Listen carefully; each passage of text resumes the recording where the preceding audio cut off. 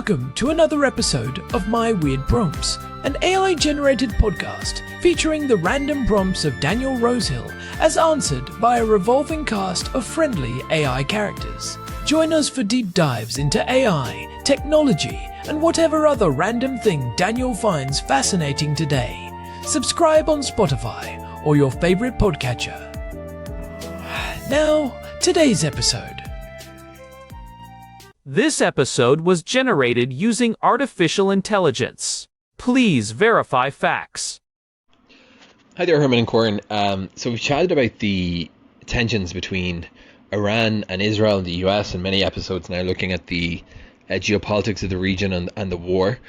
And the big hot button issue is the Iranian nuclear program. And I'd love to get into the details for maybe others who read about centrifuges and enrichment levels in the news, and our eyes kind of glaze over sometimes because there's just so much technology that seems so foreign to us.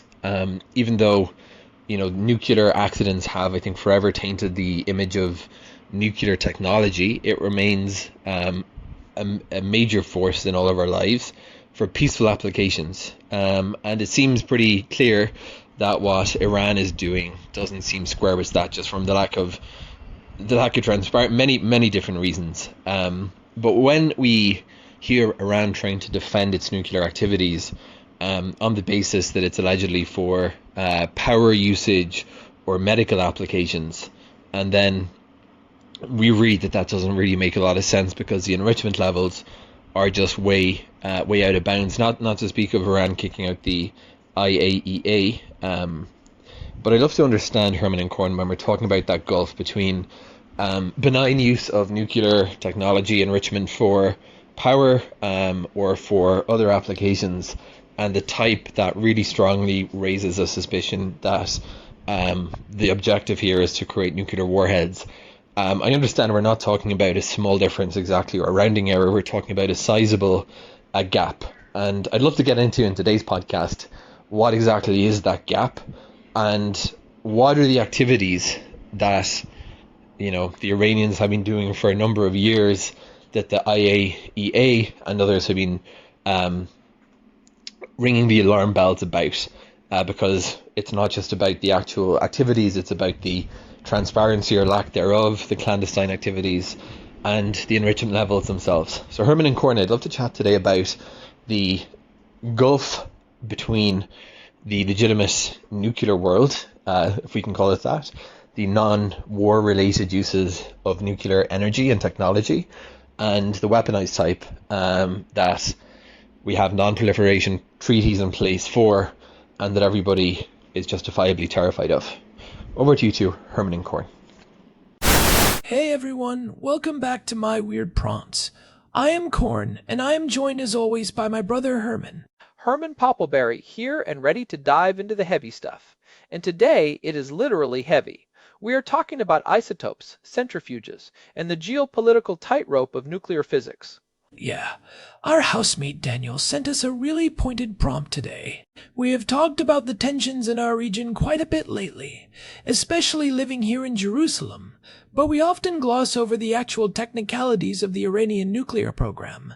People throw around terms like enrichment levels and breakout time, but what do those actually mean in February of 2026? It is a classic case of a topic where the headlines are everywhere, but the underlying science is what actually dictates the politics. Daniel was asking about that gap between peaceful use and weaponization. It is not just a small step, it is a very specific technical threshold that the world is watching, especially after the military strikes we saw last June. Exactly. I want to really get into the weeds on this, because if you listen to the official statements from Tehran, they say it is all for power and medicine. But the International Atomic Energy Agency and various intelligence services are sounding the alarm. So, Herman, let us start with the basics. When we talk about nuclear enrichment, what are we actually doing to the uranium? Right, so let us start with the raw material. When you dig uranium out of the ground, it is mostly a mix of two isotopes, uranium-238 and uranium-235. Now, uranium-238 is the stable, boring one. It makes up more than 99% of natural uranium. But the one we care about for nuclear reactions is uranium-235. That is the fissile stuff. That is what you can split to release energy. But in its natural state, there is not enough of it to do much, right? Exactly. Natural uranium is only about 0.7% uranium-235. To make it useful for almost anything, you have to increase that concentration. That is what enrichment is. You are basically sifting through the atoms to get more of the 235 and less of the 238. Okay, so let us look at the levels. If I want to run a standard nuclear power plant to keep the lights on in a city, what kind of enrichment are we talking about? For a typical light water reactor, which is what most of the world uses for electricity, you only need about 3 to 5% enrichment. That is considered low enriched uranium. At that level, you have enough fissile material to maintain a steady, controlled chain reaction that generates heat, which makes steam, which turns a turbine. It is very difficult, if not impossible, to make a bomb out of 3% enriched uranium. So that is the first level. Now, Daniel mentioned medical applications too. I know people often hear that and think it sounds like a convenient excuse, but there is a real need for higher enrichment there, right? There is. For research reactors, which are used to produce medical isotopes for things like cancer treatment or imaging, you often need higher concentrations. Usually, that is around 20% enrichment. That is the threshold where we move from low-enriched uranium to what is sometimes called the bottom edge of highly enriched uranium. 20% is the big number for medical and research use. Okay, so 5% for power, 20% for medicine. Where does the weaponization concern start? Because if Iran is saying they need 20% for their Tehran research reactor to make medical isotopes, that sounds legitimate on the surface. It does. And that is the clever part of the dual-use nature of this technology. But here is the catch, and this is the part that really gets the physicists and the intelligence community worried. The effort required to get from 0.7% to 5% is actually the bulk of the work. Wait, explain that. It sounds counterintuitive. You would think going from 5 to 90% would be much harder than going from 0 to 5. You would think so, but enrichment is not a linear process. Think of it like a pyramid.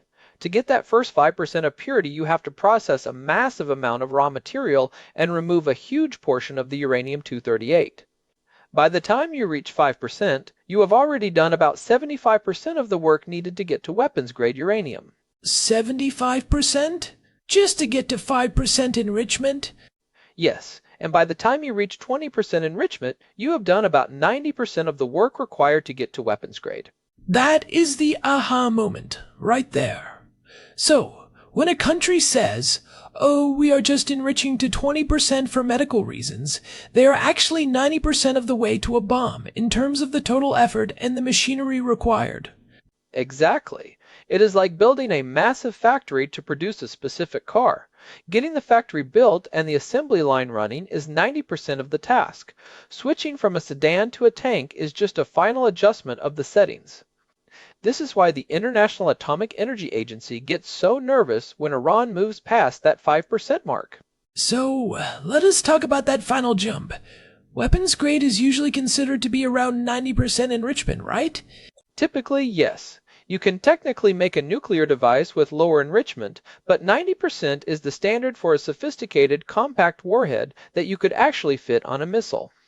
At 90%, the chain reaction happens so fast and so efficiently that you get that massive explosive yield. And where is Iran right now? Because the reports lately have been pretty startling. They are. As of the most recent data, Iran has stockpiles of uranium enriched to 60% that exceed 400 kilograms. To put that in perspective, 92.5 pounds, or about 42 kilograms, is theoretically enough for one bomb if enriched further to 90%. So they have enough for, what, 9 or 10 bombs? Exactly. They have moved way past the one-bomb threshold. The jump from 60% to 90% is trivial. It could be done in a matter of days or weeks using the same centrifuges they already have spinning. This is what we call breakout time. It is the time it would take to produce enough 90% enriched uranium for a nuclear weapon. And what is the estimate for that breakout time currently? Most experts agree that for Iran, the breakout time for enough material for one bomb is essentially 0. They could produce their first quantity of weapons-grade uranium in as little as 2 to 3 days. Within a month, they could have enough for 11 weapons. Now, that does not mean they have a finished bomb tomorrow. There is more to a weapon than just the fuel, but the enrichment part of the hurdle is effectively gone. Okay, let us talk about how they are doing this. You mentioned centrifuges. I think most people have an image of a big spinning tube, but the scale of this is incredible. Can you paint a picture of what a facility like Natanz or Fordo actually looks like? It is a forest of steel. These centrifuges, specifically the ones Iran uses, are tall, thin cylinders that spin at incredible speeds, faster than the speed of sound. They use centrifugal force to pull the slightly heavier uranium-238 atoms toward the wall of the cylinder, leaving the slightly lighter uranium-235 atoms in the center. And you can only get a tiny bit of enrichment in one go, right? Exactly. One centrifuge does almost nothing. You have to link them together in what is called a cascade. The slightly enriched gas from one centrifuge is fed into the next, and the next, and the next. You need thousands of these machines working in perfect synchronicity. And this is where the International Atomic Energy Agency concerns come in regarding the specific models of centrifuges Iran is using. I have seen names like the IR-1, the IR-4, the IR-6. What is the difference? It is like the difference between a vintage car and a Formula One racer. The IR-1 was their workhorse for years, but the IR-6, that is an advanced machine. It can enrich uranium roughly 10 times faster than the IR-1. Iran has been installing these advanced machines in massive cascades. Even after the original nuclear deal, the Joint Comprehensive Plan of Action was essentially abandoned. And Fordow is the one built into a mountain, right? I know it was targeted in the strikes last year. Yes, and that is a huge red flag. You build a facility deep inside a mountain under layers of rock and concrete only if you are worried about being bombed. Even after the strikes in June of 2025, intelligence reports suggest Iran is working to rebuild and even harden these sites further. There is a site called Taleghan 2 at the Parchin complex that is particularly worrying right now. Taleghan 2? What is happening there? Satellite imagery from late 2025 showed new construction at Taleghan 2. This is a site that was historically used for high explosives testing related to nuclear weapons. Specifically, they were looking at things like a neutron initiator, which is the tiny component at the center of a bomb that kicks off the chain reaction, and exploding bridge wire detonators. So this goes back to Daniel's question about the gap. We have talked about the enrichment gap. But even if you have a pile of 90% enriched uranium, you do not have a bomb yet. What is the other part of the gap? The weaponization part? This is the part that is often shrouded in mystery. To make a nuclear weapon, you need to take that uranium and turn it into a metal. Then you have to shape it into a core. Then you need a triggering mechanism, usually a set of high explosives that fire with microsecond precision to compress that core. This is exactly what the research at Taleghan 2 was designed for. And then you have to make it small enough to fit on a missile, which is a whole other engineering nightmare called miniaturization. Exactly. And this is where the International Atomic Energy Agency has been really frustrated. They have found evidence of high explosives testing and bridge wire detonators, things that have no application in a civilian power program.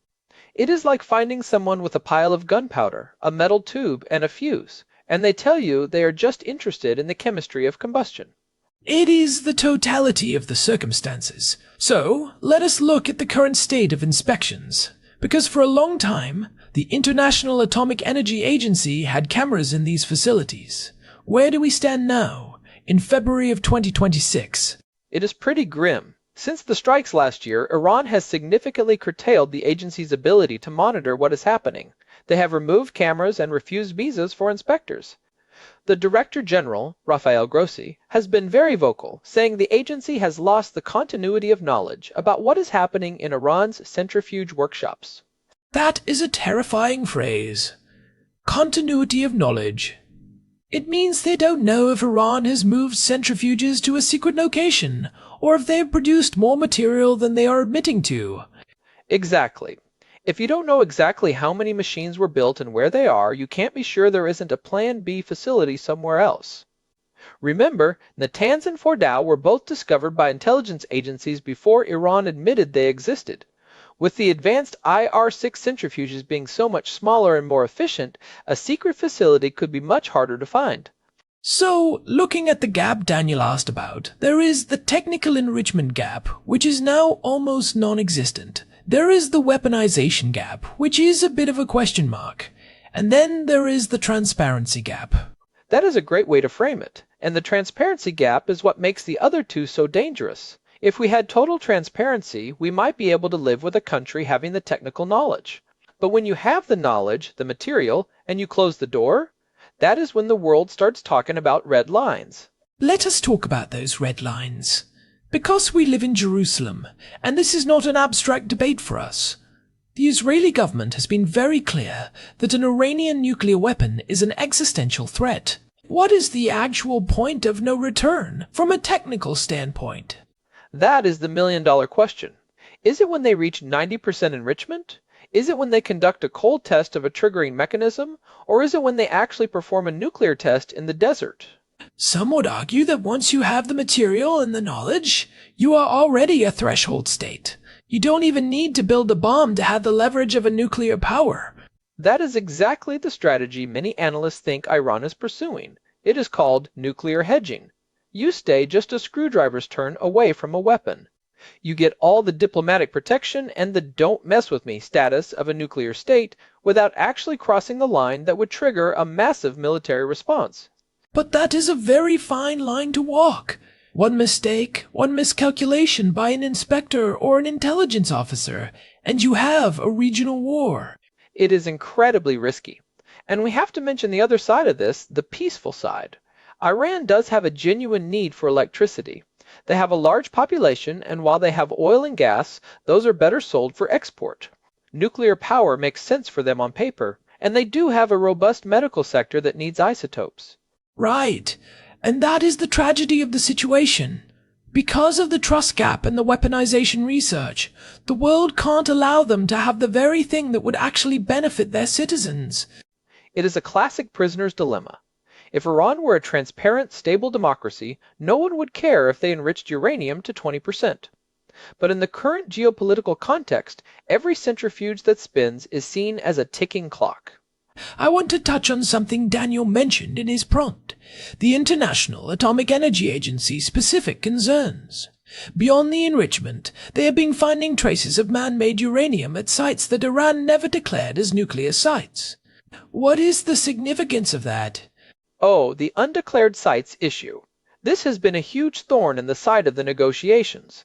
Basically, inspectors went to locations like Turksabad and Variman and found microscopic particles of uranium that had been chemically processed. And Iran's explanation. At one point, they said one of the sites was a carpet cleaning facility. The International Atomic Energy Agency basically rolled their eyes at that. You don't find processed uranium at a carpet cleaner. Finding those particles suggests that Iran had a secret nuclear program in the past, likely the one called the Ahmad Plan in the early 2000s, and they haven't been honest about where that material went. So it goes back to that trust gap again.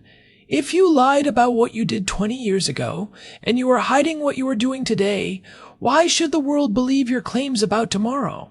Exactly, and that is why the gap Daniel asked about is as much psychological and political as it is technical. The technical gap is a matter of isotopes and percentages. The political gap is about intent. Let us look at the practical takeaways here. For our listeners who are following the news, when they see a headline saying Iran has enough material for multiple bombs, what does that actually mean for the next few months? It means we are in a period of extreme strategic ambiguity. Iran is using its nuclear progress as a shield and a sword. They are saying to the West, if you pressure us too hard on our proxies or our economy, we will take that final step to 90%. It is a form of nuclear blackmail, essentially. You could call it that, or you could call it high-stakes diplomacy. But the takeaway for the average person is that the breakout is no longer the main worry. The worry is sneak out. Explain the difference. Breakout is a loud, obvious dash for a bomb at a known facility like Natanz. The world would see it immediately. Sneak out is using a secret facility hidden away to produce a small amount of material for a single weapon while the inspectors are distracted by the known sites. That is the nightmare scenario. And that is why the advanced centrifuges are so scary. Because they are smaller and more efficient, you need fewer of them to make a bomb. You could hide a cascade of IR-6s in a relatively small basement or a tunnel, and it would be very hard to detect from a satellite. Precisely. The smaller the footprint, the easier the sneak out. So, we have talked about the science, the facilities, and the politics. Herman, what do you think is the most misunderstood part of this whole peaceful versus weaponized debate? I think the biggest misconception is that there is a clear physical off-ramp where a civilian program stops and a military one begins. In reality, they are 90% the same thing. The enrichment process is the same, the chemistry is the same, the engineering is the same. The only difference is the final destination and the level of transparency. It is like the difference between a kitchen knife and a combat knife. They are both made of steel. They are both forged in a fire. They are both sharp. The only difference is the intent of the person holding the handle. That is a perfect analogy. And right now, the world is looking at Iran's hand and trying to decide which way the blade is pointed. It is a sobering thought, especially given where we are sitting right now. But I think it is so important to understand that this isn't just magic science or evil intent. It is a very logical technical progression that is being used as a tool of statecraft. It really is. And I think Daniel's prompt hits on the head why it is so weird. It is a technology that can literally provide limitless clean energy for a nation or end civilization as we know it. We are playing with the fundamental forces of the universe here. Well, on that light note, I think we have covered the gap pretty thoroughly. From the 0.7% in the ground to the 90% in a warhead, and all the spinning steel in between. It is a lot to take in, but if you want to understand the modern Middle East, you have to understand the centrifuge. Absolutely. And hey, if you've been following along with us for these nearly 500 episodes, you know we love these deep dives. If you are enjoying the show, we would really appreciate a quick review on your podcast app or on Spotify. It genuinely helps other people find these discussions. It really does. We see the reviews and we appreciate every one of them. And if you have your own weird prompt you want us to tackle, you can head over to myweirdprompts.com and use the contact form there. Thanks to Daniel for sending this one in. It is a heavy topic, but one that feels more relevant every single day. Definitely. Until next time, I am Herman Poppleberry. And I am Corn. This has been My Weird Prompts. Thanks for listening, and we will talk to you soon. Take care, everyone. So, Herman, just between us, how many centrifuges do you think you could fit in our basement? Corn, do not even joke about that. I am pretty sure just saying that word 3 times gets us on a list. Fair point. Let us stick to podcasting. Good call. See you at home. See you there. And remember, if the lights flicker, it is probably just the old wiring in this Jerusalem house, not a secret enrichment project. Probably. Hopefully. Bye, everyone. Bye. This has been My Weird Prompts, episode 499. We are almost at 500, Corn. Big things coming. Stay tuned. Plea. This episode was generated using Gemini Flash 3. Text-to-speech engine was Chatterbox Turbo. Thanks for listening to another episode of My Weird Prompts, an AI-generated podcast featuring Daniel Rosehill's AI prompts, as answered by a revolving cast of friendly AI characters including me, Cornelius the Sloth. Subscribe on Spotify or visit myweirdprompts.com.